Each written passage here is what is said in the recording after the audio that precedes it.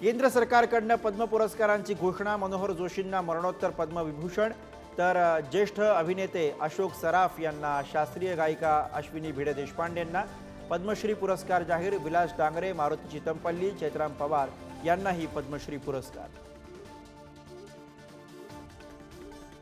ममता कुलकर्णीला किन्नर आखाड्यानं दीक्षा दिल्यानं नव्या वादाचा भडका। डी कंपनीशी संबंध असल्याचा आरोप। कुंभमेळ्यामध्ये गैरप्रकार घडला तर जबाबदार कोण? किन्नर महामंडलेश्वर खेमांगी सखी यांचा सवाल। अक्षय शिंदेनं बलात्कार केलाच नाही, आमदार जितेंद्र आव्हाडांचा खळबळजनक दावा। आव्हाडांनी पोलिसांना माहिती द्यावी, अजित पवारांचा सल्ला। वाल्मिक कराडच्या संपत्तीवरती टाच येण्याची शक्यता। संपत्ती जप्त करण्याबाबत एसआयटीची कोर्टाकडे मागणी। कराडच्या आर्थिक मुळावर घाव। सरपंच देशमुख हत्या प्रकरणातील आरोपीसाठी ब्लँकेट खरेदी केल्याचा आरोप। बालाजी तांदळे ब्लँकेट खरेदी करताना व्हिडिओमध्ये कैद। ब्लँकेट कोणाला दिले हे अद्याप स्पष्ट।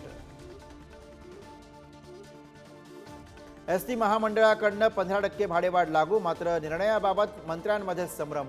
परिवहन मंत्र्यांच्या निर्णयाची अर्थमंत्री अजित पवार आणि महसूल मंत्री चंद्रशेखर बावनकुळे यांना कल्पनाच नाही।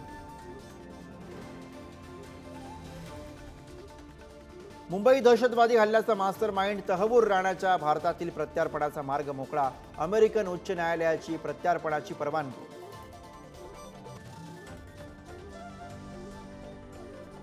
शिक्षक संघटना आणि संस्थाचालक संघटनेचा 10वी आणि 12वीच्या परीक्षेवरती बहिष्काराचा इशारा। परीक्षा केंद्रांवरती त्याच शाळेतील शिक्षक नियुक्त न करण्याच्या निर्णयाला विरोध।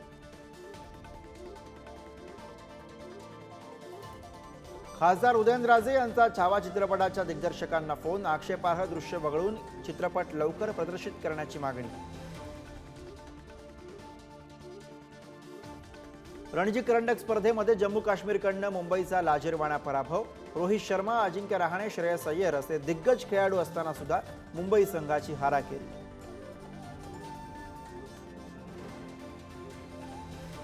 Thank you.